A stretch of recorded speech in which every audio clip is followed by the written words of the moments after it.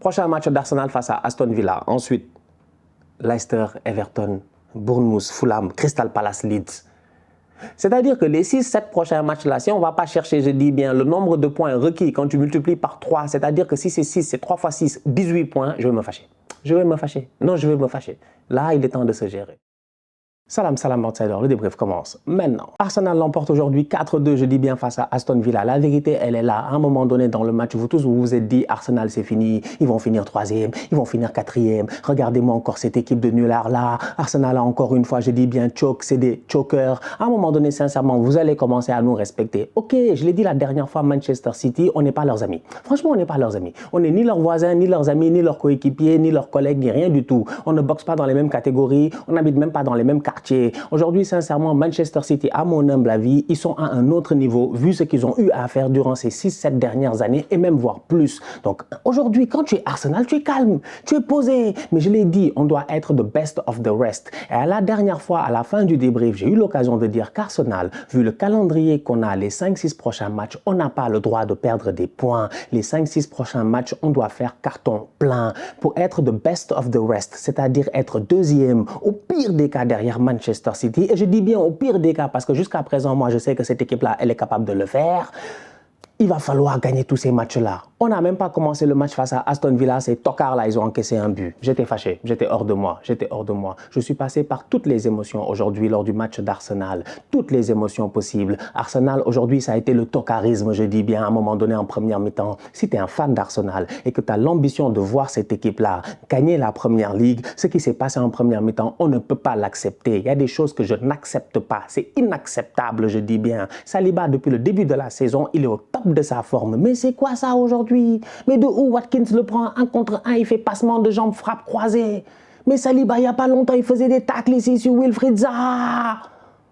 Mais franchement, Benjamin Blanc, irréprochable. On ne peut absolument rien dire, le boy. On ne peut pas l'accuser de quoi que ce soit. Il est blanc comme neige. Ben White. Aujourd'hui, il est sur le terrain. Mais franchement, toute honnêteté, la dernière fois, il est au repos. C'est Tomiyasu qui joue. Tomiyasu ne se gère pas.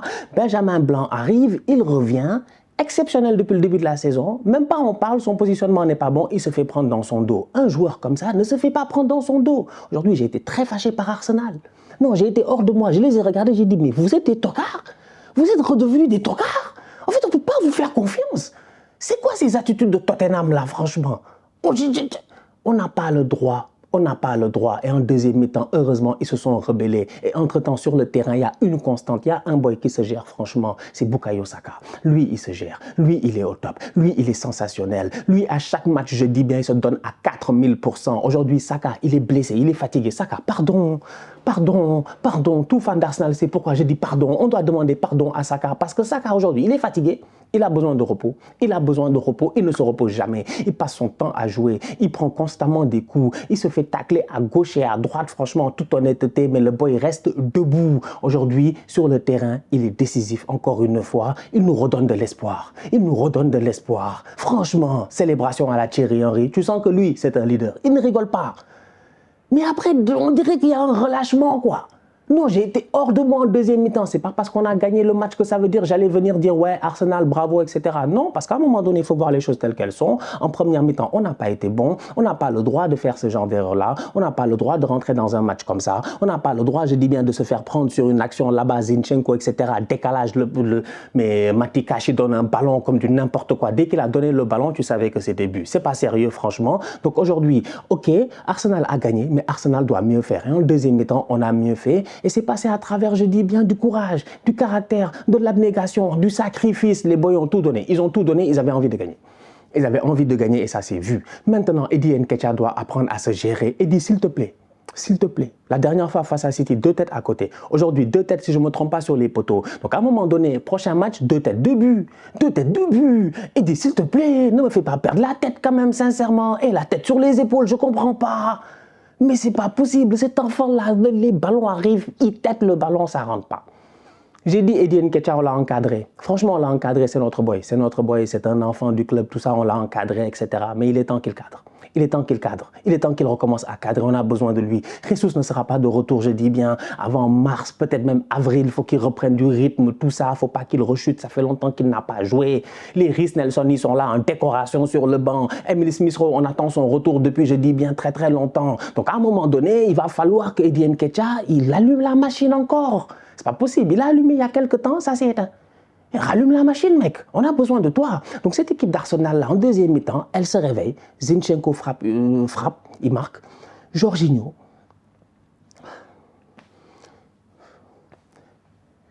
Combien d'années à Chelsea n'a jamais mis de frappe?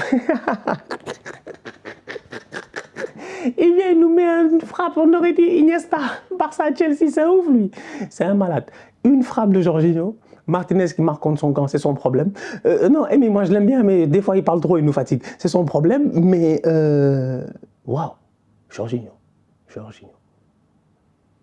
J'étais choqué. C'est Jorginho qui a marqué, j'étais choqué.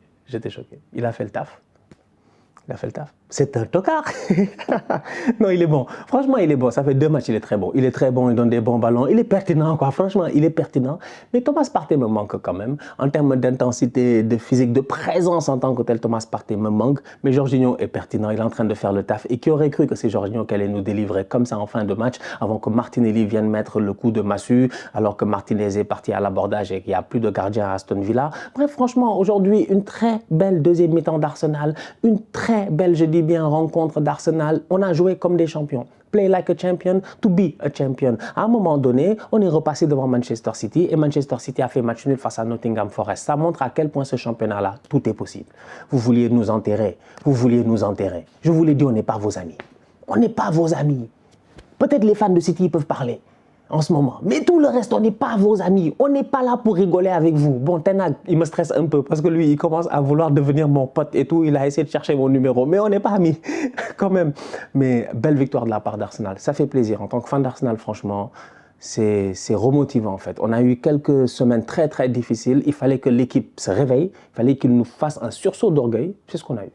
Bravo. Manchester City avait eu l'occasion de battre Arsenal il y a quelques jours. Manchester City avait repris la première place de la Première Ligue. Cependant, City, peut-être qu'eux, ils avaient oublié, en tout cas, que Arsenal avait un match en moins. Donc, du coup, les Gunners, en gagnant face à Aston Villa, reprennent leur première place. Et City redescend à la deuxième place. Et City fait match nul, je dis bien 1-1 face à Nottingham. Et aujourd'hui, City, ils peuvent avoir des regrets. C'est-à-dire, autant Arsenal a fait play like a champion. Et aujourd'hui, c'est ce qu'on a fait, franchement, parce que le match a été compliqué, on s'est géré. Autant City, à un moment donné, j'ai envie de leur dire, sometimes in football, you have to score goals. Parce que sincèrement, City peuvent taper aujourd'hui Nottingham 4-0, 5-0. C'est même pas la peine de beaucoup parler de ce match-là. City doit taper Nottingham 4-0, 5-0. Haaland, c'est pas sérieux, mais Haaland, il nous a fait des trucs. On aurait dit Lukaku à la Coupe du Monde.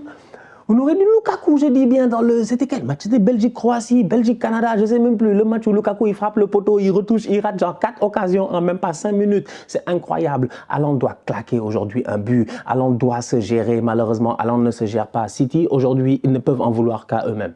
Ils sont tombés sur une équipe de Nottingham qui n'est pas très forte, mais qui s'en sort bien, qui défend bien. Ils sont solides, bloc bas. Ils essaient de sortir en contre, même pas. Franchement, Nottingham, ils n'ont pas été grandement dangereux, mais derrière, en fin de match, voilà, c'est comme ça. Premier tir cadré, premier but. Que veux-tu?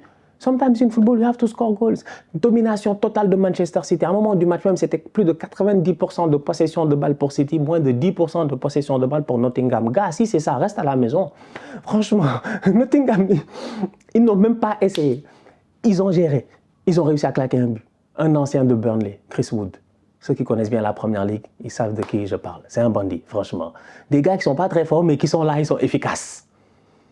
C'est dommage. Bernardo Silva avait ouvert le score. City joue bien quand même. City est assez intéressant. J'ai envie de saluer Pep Guardiola quand même, parce que tactiquement, il a été... Alors, en fin de match, c'est 1-1. Nottingham vient de marquer. City doit marquer. Pep fait 2 changements. Il sort De Bruyne, Foden. I guess, tout le monde est choqué.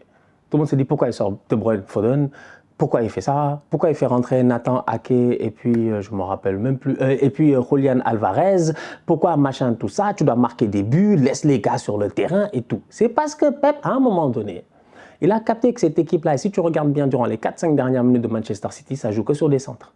sur des ballons balancés dans la surface de réparation. C'est que c'est bien beau le tiki-taka football, tac, tac, tac, tac, tac, être là, essayer de créer des espaces, machin, des isolations et tout. C'est à un moment donné, les Nottingham, là, quand ils sont dans un bon jour et que tout le monde est là, tout le monde est de terre et qu'ils ont dit aujourd'hui tu marqueras pas, des fois tu marques pas. En plus de ça, ils ont un très bon gardien, vous-même vous le savez, il a gagné la Ligue des Champions plusieurs fois, on parle de qui? Keylor Navas. Donc du coup, au niveau de Manchester City en fin de match, Pep il fait rentrer des joueurs en se disant il va balancer des ballons dans la surface, peut-être qu'il y en a un qui va traîner, tout le monde monte, si tu regardes bien, tu as tous les défenseurs, tout le monde est en haut, ça balance plusieurs ballons, mais malheureusement ça ne marche pas parce que tu ne peux pas battre, je dis bien, certaines équipes à leur propre jeu.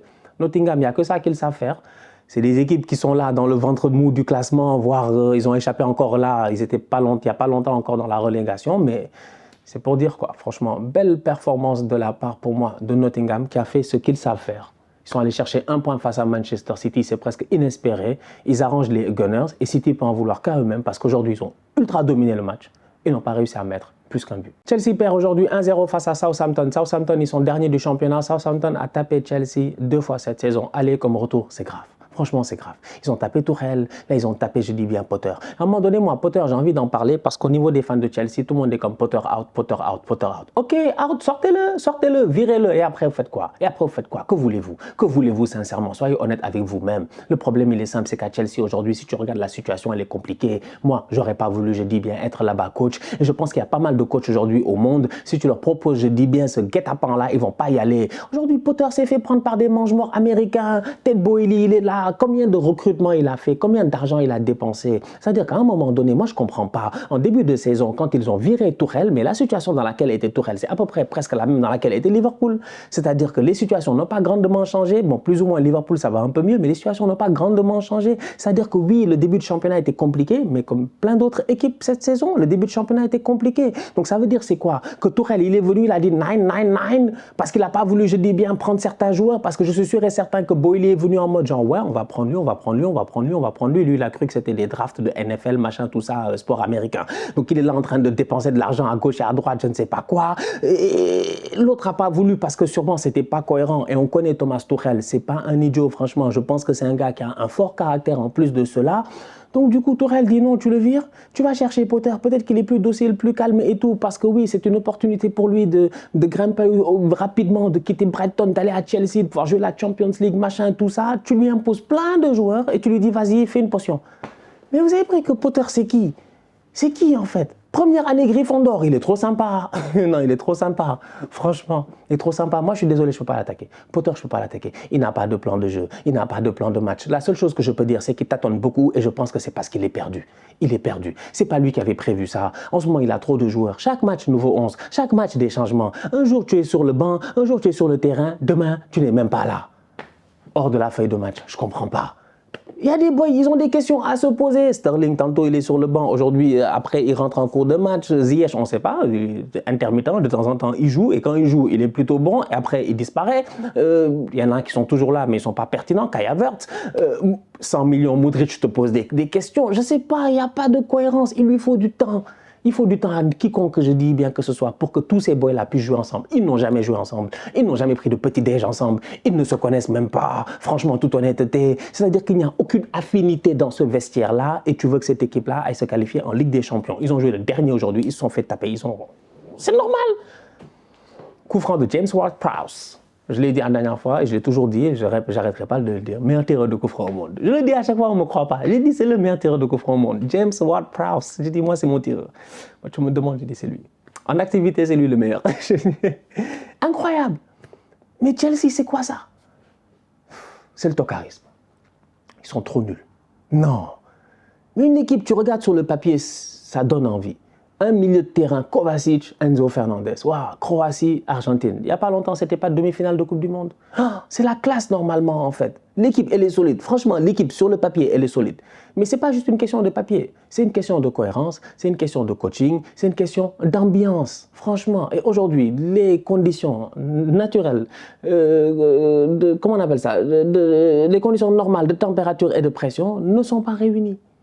Les CNTP ne sont pas réunis à Chelsea. Franchement, moi, Potter, tu le regardes, ses cernets sont jusque-là. Autant moi, je suis fatigué de temps en temps, je peux être cerné et tout. Autant quand même, Potter, tu sens que lui, il dort plus.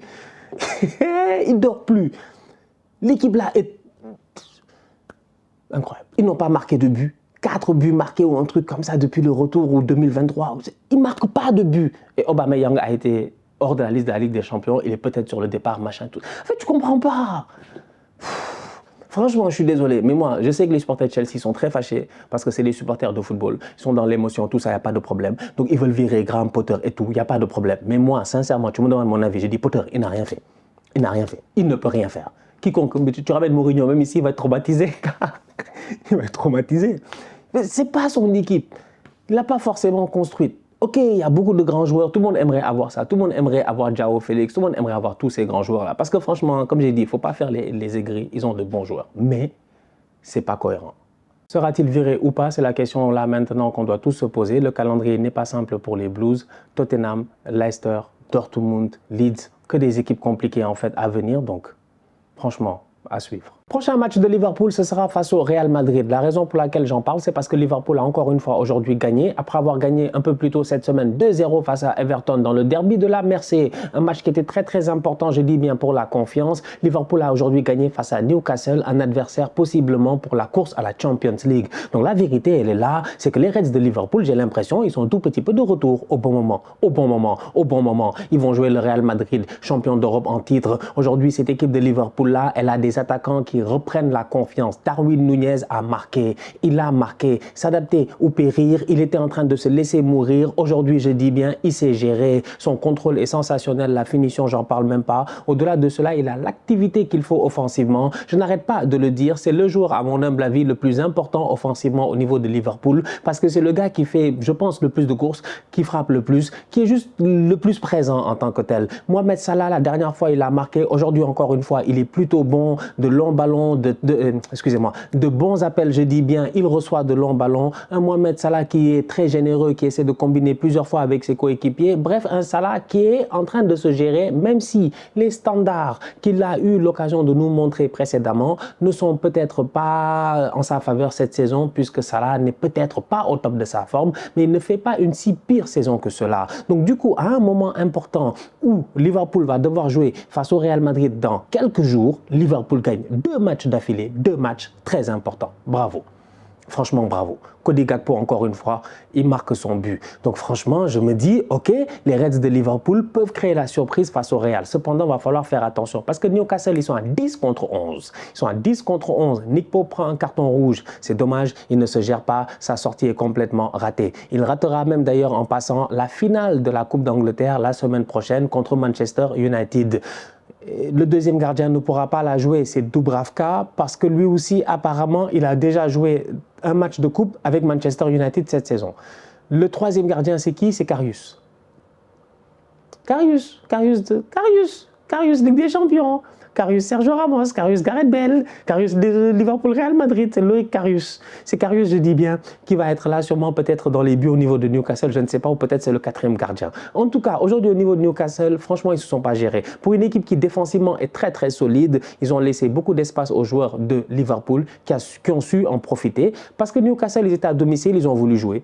Ils ont pressé, ils ont joué quand même assez haut si tu regardes bien. Les joueurs de Liverpool étaient obligés même souvent de défendre. Darwin Nunez a beaucoup défendu, les ailiers étaient obligés de défendre. Mais quand ils sortaient de manière explosive et avec la qualité de passe d'un joueur comme Trent Alexander-Arnold, ça fait mal. Donc du coup, aujourd'hui Newcastle, ils ne se sont pas gérés. Franchement, ils ne se sont pas gérés. Mais même à 10 contre 11, offensivement parlant, ils ont montré des choses très intéressantes. C'est pour cela que Liverpool, moi, je me dis, ok, Liverpool vient de gagner 2 matchs d'affilée, c'est bien avant le match face au Real, mais est-ce que Liverpool est une équipe qui me rassure défensivement? Non.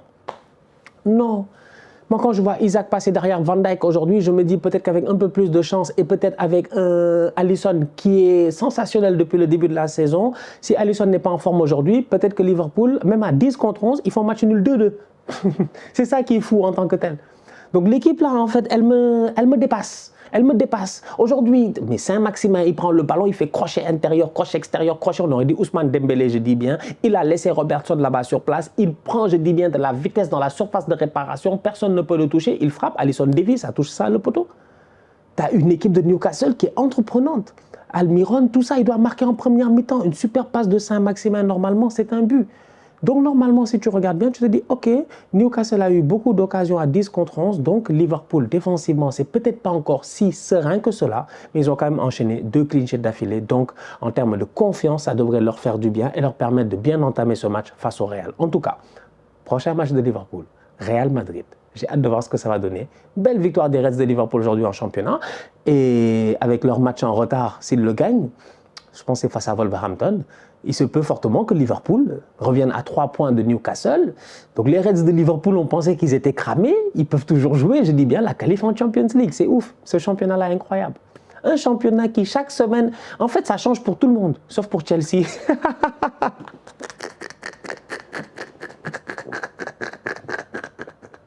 C'était gratuit. Cadeau. Non, Chelsea. Chelsea, ils ne bougent pas. Ils sont là. Ils n'ont pas qu'à ne pas bouger. Bientôt, les gars vont venir les retrouver, vont descendre dans l'autre partie du classement. Ils sont 10e, ils ne bougent pas. Eux, ils stagnent. Mais en tout cas, bravo Liverpool. La famille, on se capte très bientôt pour un nouveau débrief. D'ici là, on continue à liker, on continue à partager. On s'abonne. On est ensemble, on reste en santé. C'est le plus important. Tous outsiders.